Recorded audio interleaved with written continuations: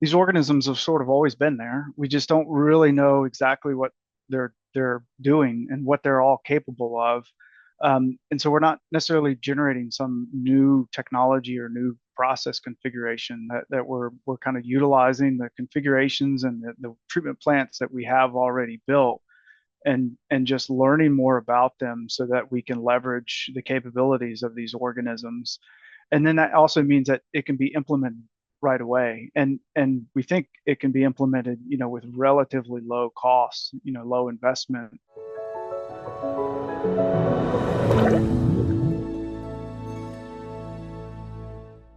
Hey everyone, it's Bob Crossan. I'm the editorial director for the Endeavor Business Media Water Group and the editor in chief of Wastewater Digest.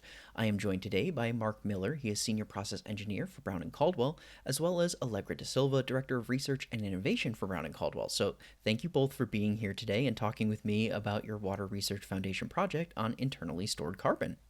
Thanks, Bob. Yeah, thanks, Bob. So I wanted to start with a foundational level question, probably, which is what exactly is internally stored carbon and where is it found in wastewater systems in particular? Sure. Yeah. So I'll kick it off. So internally stored carbon is essentially there's bacteria that take influent wastewater carbon and internalize it, basically take it through their cell membrane and internalize it and store it as either glycogen or polyhydroxy alkanates.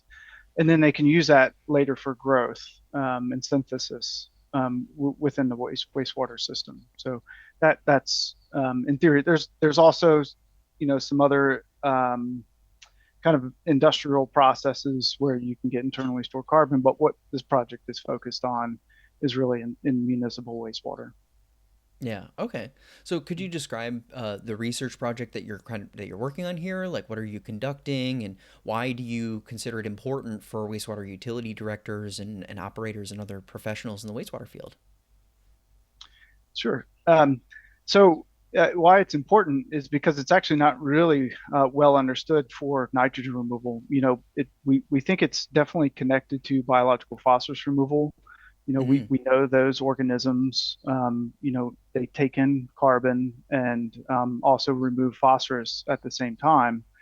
But we're not entirely sure which organisms, whether and it could be the same organisms or other organisms, or kind of all of them, that are taking in this carbon and then using it in the downstream unaerated zones to remove nitrogen. And so we see this in facilities as kind of a unexplained nitrogen removal.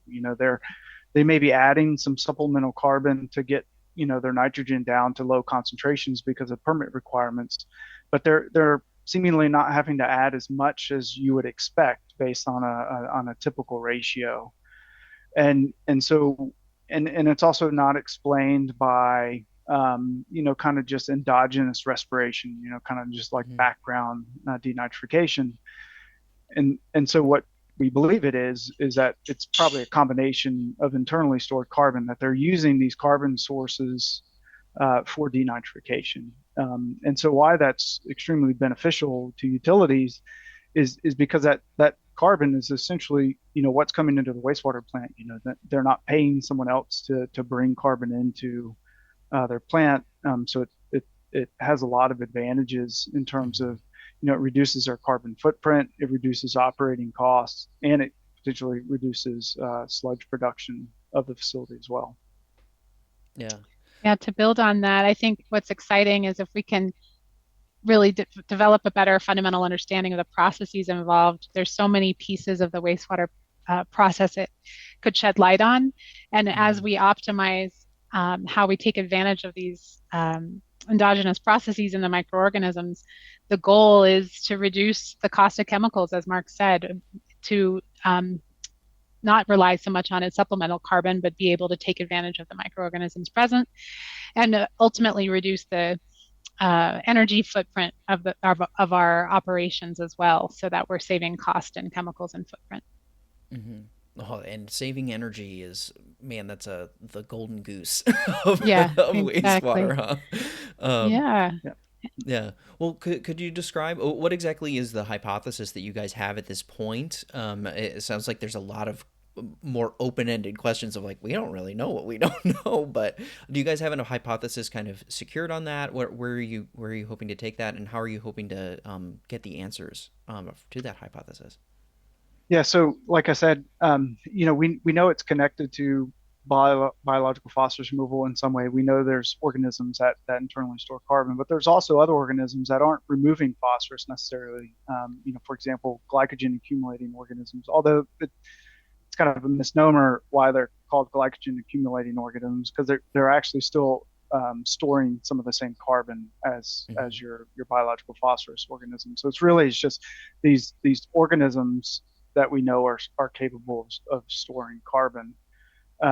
But what we don't know is there a preference, from using glycogen versus these PHAs, Mm-hmm. there's also the potential that it's coming from kind of externally stored, more particulate carbon that's coming in that's not actually internalized, but is just on the surface of these flocks or organisms, and they're kind of transforming it into the carbon that they can use. So our theory is that it is these biological phosphorus removal organisms that are responsible for it, and we predominantly see it in BioP systems. And so that's kind of the foundation of our work, is exploring these systems, and we've broken it out into kind of several different test areas, and different scales as well. And so this project really is focused around partnering with different universities and utilities to explore it in different types of systems and different configurations. And so our university partners, they'll be looking at both lab scale and bench scale, and even pilot scale, actually, systems of different configurations. And then our utility partners will be looking at it full scale. So that there are some of the utilities that have seen it, experienced it full scale and want to investigate it further. Because once we're able to develop the techniques and the know-how, and basically we know what knobs to turn in the process, then we can really kind of optimize it and select for those organisms that drive internally stored carbon nutrient removal. Yeah. Awesome. Well, what now that you've kind of explained all of this, what has you most excited about it? Because before the call, you guys seem both very passionate about this project, are really, really excited about it. I'm curious what is most exciting about it to each of you. So we'll start with you, Mark, and then Allegra, you can jump in there too. Yeah, so what really I think is exciting about it is like these organisms have sort of always been there. We just don't really know exactly what they're doing and what they're all Mm-hmm. capable of. And so we're not necessarily generating some new technology or new process configuration, that we're kind of utilizing the configurations and the treatment plants that we have already built, and just learning more about them so that we can leverage the capabilities of these organisms. And then that also means that it can be implemented right away, and we think it can be implemented, with relatively low costs, low investment, which means the return on investment is even higher for these type of configurations. So that's really what, we're not waiting 10 years to kind of prove out some new technology. It's like, what can we do now to implement in plants? And that's one of the kind of the task or the outcomes of this project, is developing the framework that utilities can literally just take and implement straight into their facilities. Yeah, I think that's what is really exciting to me about the project as well, Mark, is that it convenes so many important entities to come together to come out with a roadmap that's really actionable for utilities. So as you mentioned, the university partners are going to help us really dig into the fundamentals of what's going on at the microbial ecology level. But then we also have the participation of other utility partners, as well as consulting partners, to bring in that question around operation and applicability, and what are we seeing at full scale, as well as the bench scale.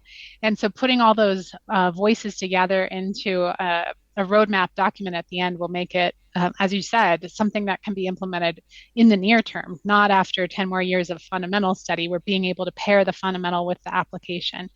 And that's something that Water Research Foundation does so well, is helping name the places and fund research that really gets us to application quickly. And so we're thrilled to have be working with the Water Research Foundation on this project, and building on decades of similar research and intensification that can be rapidly adopted. When we look back at the what this builds on, colleagues of ours at Brown and Caldwell helped produce one of the first optimization and intensification reports with Water Research Foundation back in something like 1992. So almost 3 decades of work building on that. And what we've gotten better and better at is focusing on research collaboratively that gets to new solutions rapidly, much more rapidly than those initial years of research, so that we can work together as a sector to address evolving challenges. And early challenges back to the 90s really were focused on nutrient removal. And now we have other challenges that are rolled into the same story around how do we do more with the same footprint we have because of expansion constraints or labor constraints?